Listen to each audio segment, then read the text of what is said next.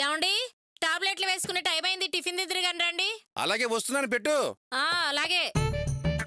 అత్తయ్య టిఫిన్ రెడీయా? రండి అల్లుడి గారు, కూర్చోండి.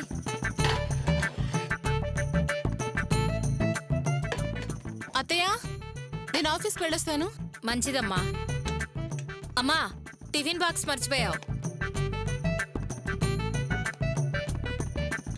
వస్తాను ఆకాష్.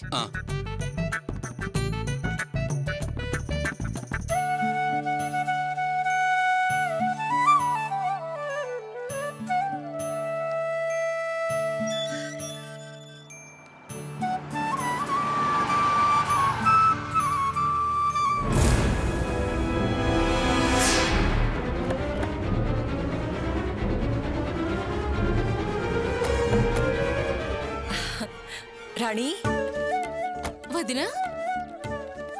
రాణి, వదినా. అన్నయ్య రా వదినా.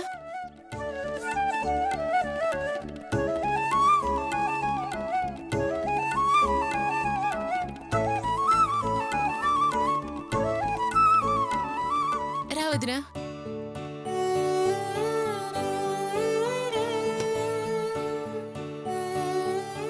గోపి రండి రండి రండి అమ్మా. నమస్తే. నమస్కారం అండి. నమస్తే. బాగున్నారా? బాగున్నానయ్యా. రండి అమ్మా, రండి, కూర్చోండి, రండి. కూర్చో గోపి, కూర్చో అమ్మా. బావా బాగున్నారా అండి? బాగున్నానండి. రండి టిఫిన్ చేద్దరు గాని. వద్దండి, మీరు తినండి. అలాగే. బాగున్నారా బావా? బాగున్నాను. సరోజ్ గారు, మీరు మాతో అబద్ధం ఎందుకు చెప్పారు?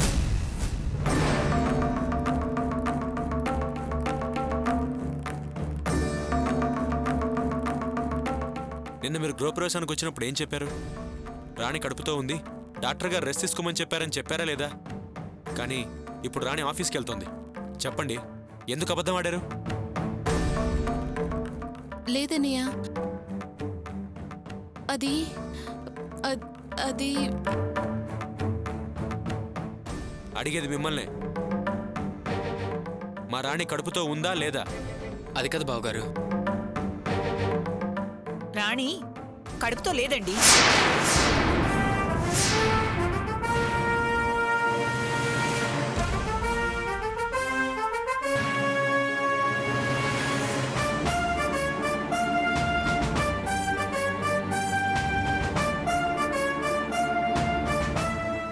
కడుపుతో లేదా? మరి నేను కడుపుతో ఉందని అబద్ధం ఎందుకు చెప్పారు? మేమేం అబద్ధం చెప్పలేదండి. నిన్న కడుపుతో ఉంది కాబట్టి ఉంది అని చెప్పాము. ఈ రోజు లేదు కాబట్టి లేదు అని చెప్తున్నాము. ఏంటండి అలా మాట్లాడుతున్నారు? నిన్న ఉండడమేంటి, ఈరోజు లేకపోవడమేంటి? మీరు మాట్లాడుతుందేమి నాకు అర్థం కావడం లేదు. వాస్తవం అదేనండి.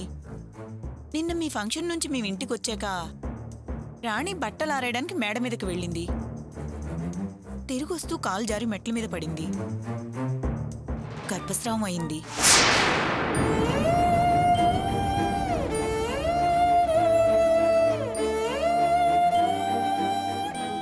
వెంటనే మేము హాస్పిటల్కి వెళ్ళి అర్ధరాత్రి ఇంటికి వచ్చాం. తను ఇంట్లోనే కూర్చుంటే అదే ఆలోచిస్తూ బాధపడుతుందని ఆఫీస్కి బయలుదేరింది. అందుకే నిన్న కడుపుతో ఉందన్నాం, ఈరోజు లేదు అంటున్నాం. ఏంటి రాణి ఇది? ఇంత జరిగితే కనీసం మాకొక్క ఫోన్ చేసి చెప్పాలనిపించలేదా? అది అది కదదినా. చెప్పమ్మా. అన్నయ్య, అది అసలు. ఎందుకు రాణి అలా వెనక ముందాడతావు? చెప్పు. అదేం లేదండి. నిన్నే మీ ఇంట్లో శుభకార్యం జరిగింది కదా, అక్కడే అనుకోని ఒక చెడు సంఘటన జరిగింది. అలాంటి సమయంలో మళ్ళీ ఇలాంటి వార్త చెప్పి మిమ్మల్ని బాధ పెట్టడం ఎందుకని చెప్పలేదు. రాణి, అంతే కదా? అవునన్నయ్య, అందుకే చెప్పలేదు. మన కుటుంబంలో వాళ్ళకి ఎందుకు ఇలా జరుగుతుందో అర్థం కావట్లేదు. ఇంతకుముందు అర్చనకి ఇలా 2 సార్లు జరిగింది, ఇప్పుడు మళ్ళీ నీకు. ఏంటో. సరే, వదిలేయండి. రాణి, జరిగిన దాని గురించి ఆలోచించి బాధపడుకు. ఈసారైనా వచ్చినప్పుడు చాలా జాగ్రత్తగా ఉండు, సరేనా? అన్నట్టు డాక్టర్ ఏమన్నారు? ఏం లేదండి, ఒక 6 నెలలు గర్భం రాకుండా జాగ్రత్త పడమన్నారు. చెప్పు రాణి.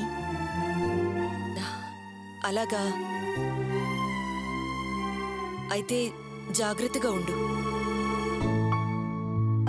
రాణి,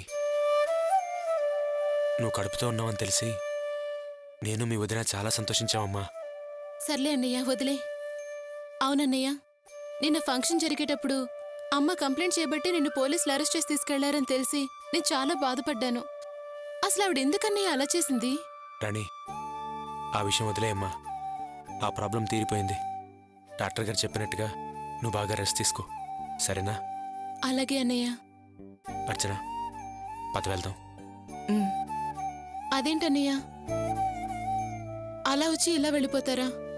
ఉండండి, టిఫిన్ చేసి వెళ్దురు గాని. వద్దమ్మా, ఈసారి వచ్చినప్పుడు భోజనం చేస్తానులే.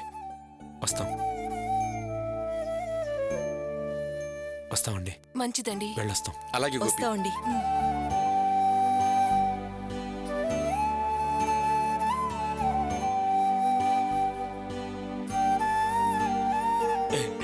సరోజా, నేనేమో అనుకున్నాను గాని నువ్వు సామాన్యురాలివి కాదే. ఎంత స్పీడ్గా అబద్ధాలు చెప్పావు. ఇంత స్పీడ్గా తడబాటు లేకుండా ప్రపంచంలో ఎవ్వరూ అబద్ధాలు ఆడలేరు. అబద్ధాలు నేర్పబడును అని ట్యూటోరియల్ పెట్టేయచ్చు. ఇందులో నా గొప్పతనం ఏమీ లేదు. టీవీ సీరియల్స్ లో ఇలాంటి సీన్లు ఎన్ని చూడలేదు. నేను అదే సీన్ ఇక్కడ ప్లే చేశాను, అంతే. పదండి ఇంకా.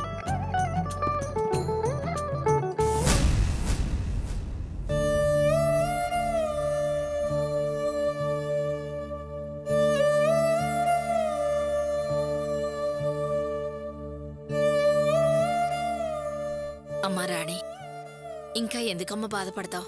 అదెలాగోలాగా సర్ది చెప్పింది కదా.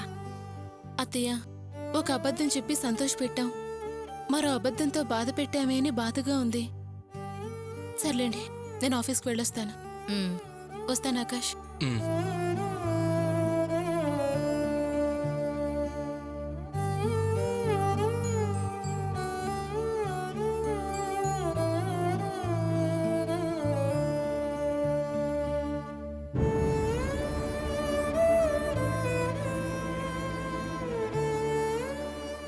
ఏమండి, ఇంకా అదే ఆలోచిస్తూ కూర్చుంటే ఎలా?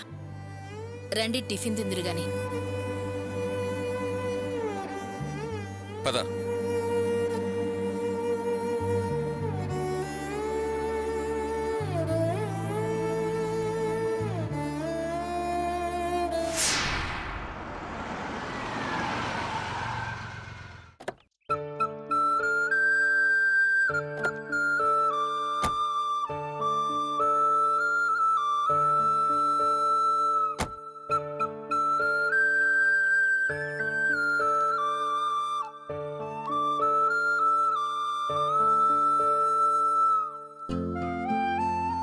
కాఫీ తీసుకోండి. ఏమండి, అల్లుడు గారు వచ్చారు. రెండల్లుడు గారు, రామార్చన.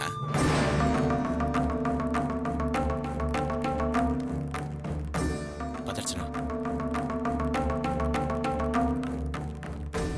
రెండల్లుడు గారు, రామార్చన. నమస్కారం అండి. నమస్కారం. కూర్చోండి. కూర్చోమ్మా. రే వినోద్, వినోద్. ఏంటన్నా?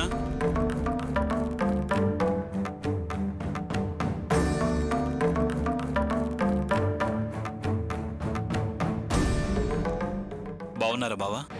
బాగున్నాను బావా. ఏంట్రా బావగారిని బలకరించి అర్చన బలకరించవే?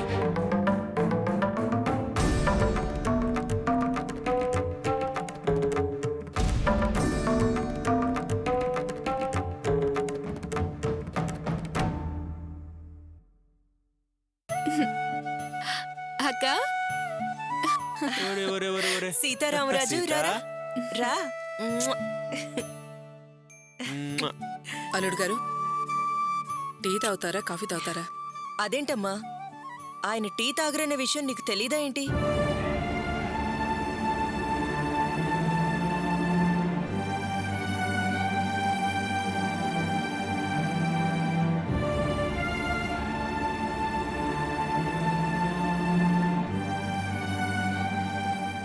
ఏం అర్చన, మీ అమ్మ నిన్ను పలకరించలేదని బాధపడుతున్నావా? దాని సంగతి నీకు తెలుసు కదమ్మా. అమ్మ విషయం అటు ఉంచండి నాన్న. అన్నయ్య కూడా నన్ను సరిగ్గా పలకరించలేదు. అదే నాకు బాధగా ఉంది.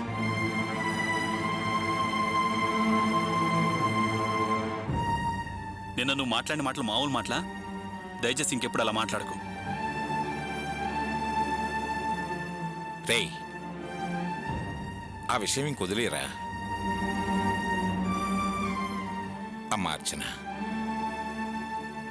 నువ్వు లోపలికెళ్ళి మీ అమ్మని పలకరించు. అది ఊరికనే మెత్తబడుతుంది, లేకపోతే మేకపోతు గాంభీర్యం ప్రదర్శిస్తూనే ఉంటుంది. వెళ్ళమ్మా, వెళ్ళు.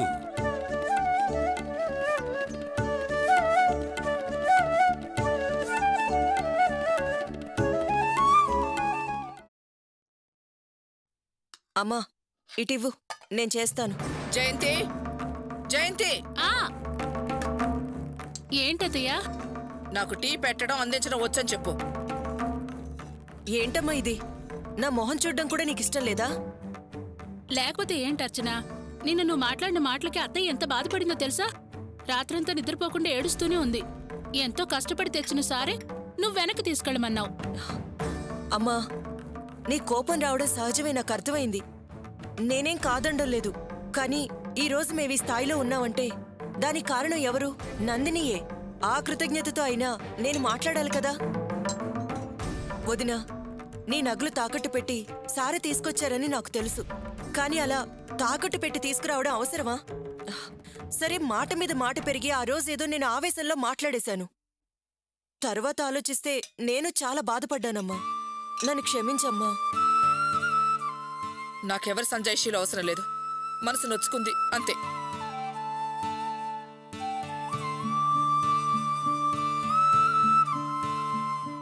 తీసుకోండి.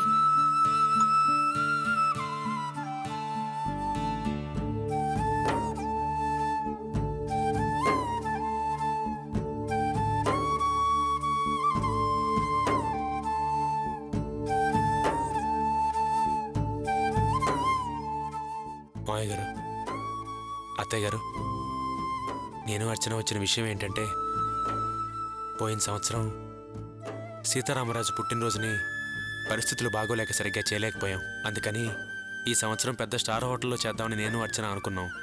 ఆ విషయమే మీతో మాట్లాడదామని వచ్చామండి. అంత ఆడంబరంగా వద్దులేండి అల్లుడు గారు. పొద్దున్నే గుళ్ళో అర్చన చేయించి సాయంత్రానికి ఇంట్లోనే కేక్ కోయిద్దాం అనుకుంటున్నాం.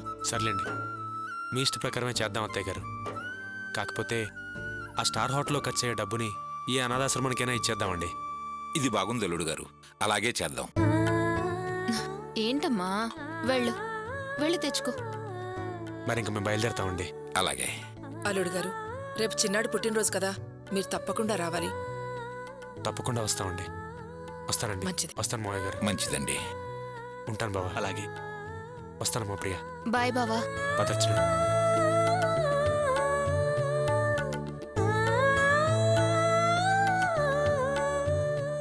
వస్తానమ్మా.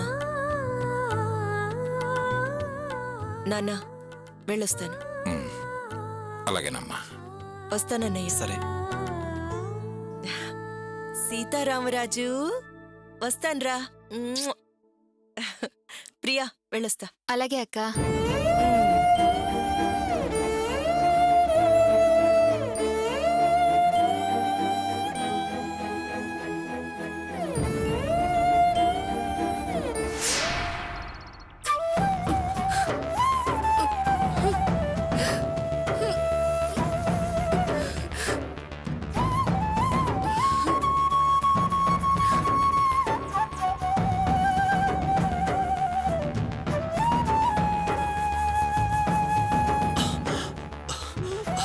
ఎక్స్క్యూజ్ మీ, ఇక్కడ కావ్య అని పేషెంట్ ఏ రూమ్ లో ఉందండి? అటు వెళ్ళండి. అమ్మా, రారా మల్స్. అరే మల్స్, వాట్ హ్యాపెండ్ మామ్? ఏమో తెలియదురా, లోపల ట్రీట్మెంట్ జరుగుతోంది. అసలు కావ్య కళ్ళు తిరిగి ఎలా పడిపోయింది? ఒరే, కావ్య పొద్దున్న ఆఫీస్కి వెళ్ళేటప్పుడు సాయంత్రం 4 గంటలకి హాస్పిటల్కి చెకప్కి వెళ్ళాలి, తొందరగా రా అని చెప్పాను. ముందు కావ్య రానంది, ఆఫీస్లో వర్క్ ఉందని చెప్పిందిరా. ఆ తర్వాత నేను బలవంతం చేయడం వల్ల సరేనని ఆఫీస్కి బయలుదేరిందిరా. నేను కిచెన్లో పని ముగించుకుని బయటకు వచ్చేసరికి కావ్య కింద పడిపోయిందిరా. నాకు భయం వేసి హాస్పిటల్కి ఫోన్ చేసిన తర్వాత నీకు ఫోన్ చేసే విషయం చెప్పానురా. కావ్య హాస్పిటల్ అడ్మిట్ అవ్వడం కారణం ఇదా? నిజం ఎక్కడ బయటపడుతుందన్న టెన్షన్తో కావ్యల కళ్ళు తిరిగి పడిపోయి ఉంటుంది.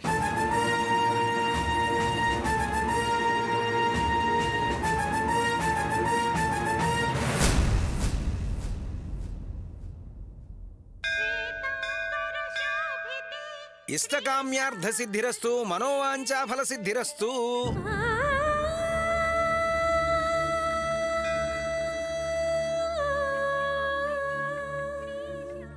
అయ్యా నమస్కారం, బాగున్నారా?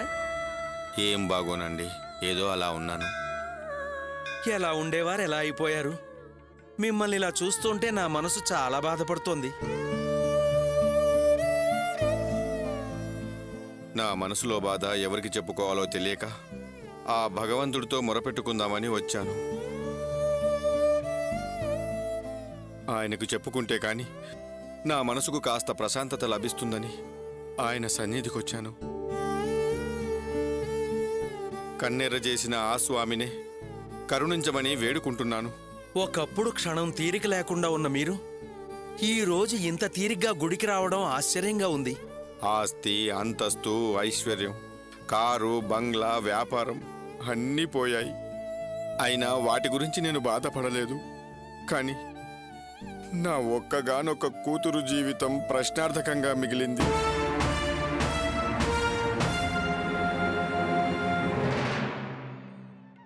ఆ బాధే భరించలేకపోతున్నాను.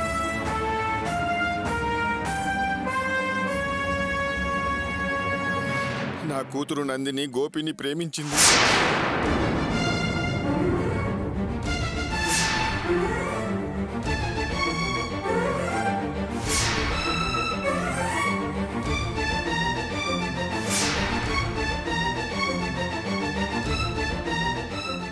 పెళ్లి చేసుకోవాలని ఎంతో ఆశపడింది.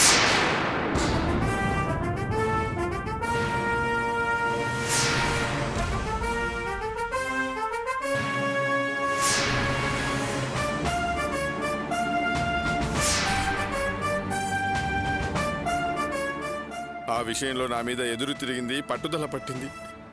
అయినా నేను అంగీకరించలేదు. నాకు విపరీతమైన కోపం వచ్చింది. గోపిని నోటికొచ్చినట్టు మాట్లాడాను. అసలు అతని మనసులో ఏముందో కూడా తెలుసుకోకుండా ఆవేశపడ్డాను. అయినా అతనేం బాధపడలేదు. నన్ను గౌరవించి నా మీద విశ్వాసం ఉంచి నాకు మర్యాదనిచ్చి నందిని ఆశపడే ఒక అబ్బాయికిచ్చి తనే దగ్గరుండి పెళ్లి జరిపించాడు.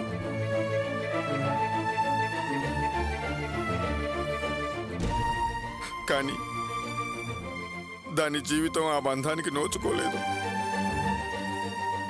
అది భర్త నుండి విడిపోయి ఒంటరిగా నా దగ్గర బ్రతుకుతోంది.